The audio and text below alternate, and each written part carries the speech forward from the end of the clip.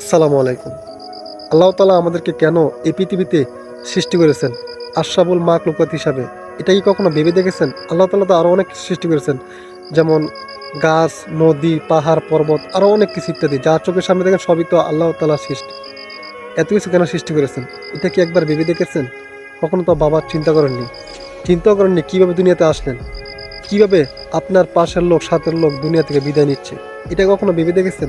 একটিবারের জন্য চিন্তাও করেননি। যেখানে প্রতি শুক্রবার আসলে আল্লাহ তাআলার ভয়ে পশু পাখি সবাই আল্লাহর জিকির করে। এই পবিত্র শুক্রবার দিন কিন্তু দুনিয়া কিয়ামত হবে। তারা দুনিয়া কিয়ামত হওয়ার চিন্তা করে ভাবে যে আজকেই মনে হয় কিয়ামত হয়ে যাবে। সেই জন্য তারা আল্লাহ তাআলাকে বেশি বেশি করে ডাকে, কান্না করে। আর মানুষ আল্লাহ তাআলাকে ভুলে যায়। প্রতি শুক্রবারে দেখবেন ফজরের নামাজের আজান হয়, মানুষ ঘুমে নিমজ্জিত থাকে।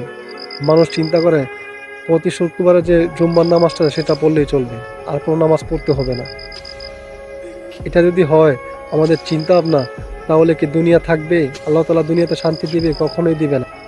আপনি আপনার আরামের ঘুমকে ত্যাগ করতে পারবেন না, আর আল্লাহ তাআলার কাছে ধন সম্পদ চাইবেন, শান্তি চাইবেন, রহমত চাইবেন। আল্লাহ তাআলা কেন আপনাকে দিবে? আল্লাহ তাআলা আপনাকে সৃষ্টির সেরা জীব হিসাবে দুনিয়াতে পাঠাইছেন আল্লাহ তাআলার ইবাদত বন্দেগী করার জন্য, আল্লাহ তাআলার প্রশংসা করার জন্য, আল্লাহ তাআলার দিন প্রচার করার জন্য। আর আপনি কি করছেন? ঘুমের মধ্যে দিয়ে আপনার দিন পার করে যাচ্ছেন। আপনারা যদি মনে করে থাকেন পৃথিবীতে যে ঘুমটা আপনারা ঘুমাচ্ছেন রাতে এবং দিনে সেটাই ঘুম, তাহলে সেটা ভুল। এখানে আপনি পরিশ্রম করেন, পরিশ্রম করার যে একটা ক্লান্তি ভাব চলে আসে সেটার জন্য একটা বিশ্রামের ব্যবস্থা করছেন আল্লাহ তাআলা ঘুমকে।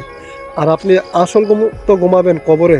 আপনি একবার চিন্তা করে দেখুন, যদি আপনি কবরের ঘুমটাকে সঠিকভাবে আদায় করতে পারেন আল্লাহ তাআলার কাছ থেকে আপনার আমল দিয়ে, আপনি যেদিন মৃত্যুবরণ করবেন, যেদিন আপনাকে কবরে রাখা হবে, সেই ঘুম আপনি দিবেন এবং হাসরের দিন আপনাকে তোলা হবে।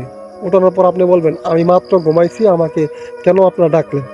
আপনি চিন্তা করতে পারেন না কত বছর যে ঘুম থেকে, মানে ঘুমের পর আপনি উঠলেন। আমার চিন্তা করে, যেমন কবরের ঘুম কি আপনি এক ঘুম দিবেন বলতেই পারবেন না। এক ঘুমে আপনার কত বছর পর আপনাকে কবর থেকে ওঠানো হবে। সেই ঘুমটাকে কীভাবে আদায় করবেন আল্লাহ তাআলার কাছ থেকে, সেটা নিয়ে চিন্তা করুন। আল্লাহ তাআলা আপনাকে এখনও ডাকছে। আপনি এত পাপ করার পরও আল্লাহ তাআলা আপনাকে ছেড়ে দেননি। আল্লাহ তাআলা আপনাকে প্রতিদিন ডাকছে, প্রতি ওক্ত নামাজের সময় আপনাকে ডাকছে। এখন আপনি বলতে পারেন আল্লাহ তাআলা কীভাবে আপনাকে ডাকে? মসজিদের মাইকে যখন মুয়াজ্জিন সাহেব আজানের ঘোষণা দেয়, সেখানে আল্লাহ তাআলা আপনাকে ডাকে। হয়তো আপনি চোখে দেখতে পান না, আপনি যদি অন্তর দিয়ে ফিল করতে পারেন তখন বুঝতে পারবেন যে আল্লাহ তাআলা আপনাকে আজানের মাধ্যমে ডাকছেন। আল্লাহ তাআলা বিভিন্ন প্রকারের সাহায্য করার মাধ্যমে আল্লাহ তাআলা আপনাকে ডাকছে। আল্লাহ তাআলা কতভাবে যে আপনাদেরকে ডাকছে আপনারা বুঝতেই পারেন না। যারা প্রকৃতপক্ষে আল্লাহ তাআলাকে চেনার চেষ্টা করে তারাই বুঝতে পারে যে আল্লাহ তাআলা কীভাবে ডাকছে। অতএব সময় থাকতে সময় ফুরিয়ে যেতে না চাইলে আল্লাহ তাআলাকে চেনার চেষ্টা করুন। সময় বেশি দিন নাই। আমি যে ভিডিওটা করতেছি, আমি আমার বাসা পর্যন্ত হেঁটে যেতে পারবো কিনা তা কোনো নিশ্চয়তা আমি দিতে পারি না। তাহলে আপনি কীভাবে নিশ্চয়তা দিবেন? অতএব সময় থাকতে যে ভুল করছেন জীবনে, সব ভুলকে আল্লাহ তাআলার কাছ থেকে ক্ষমা করে নিতে চাইলে 5 ওয়াক্ত নামাজ পড়ুন, বেশি বেশি করে দান করুন, আল্লাহ তাআলাকে চেনার চেষ্টা করুন। তাহলে আল্লাহ তাআলা হয়তো মাফ করেও দিতে পারেন। কারণ আল্লাহ তাআলা মাফ করতে বেশি ভালোবাসেন। উনি দয়ার সাগর, রহমানুর রহিম, রহমানুর রহিম, আরশের মালিক, সৃষ্টিকর্তা।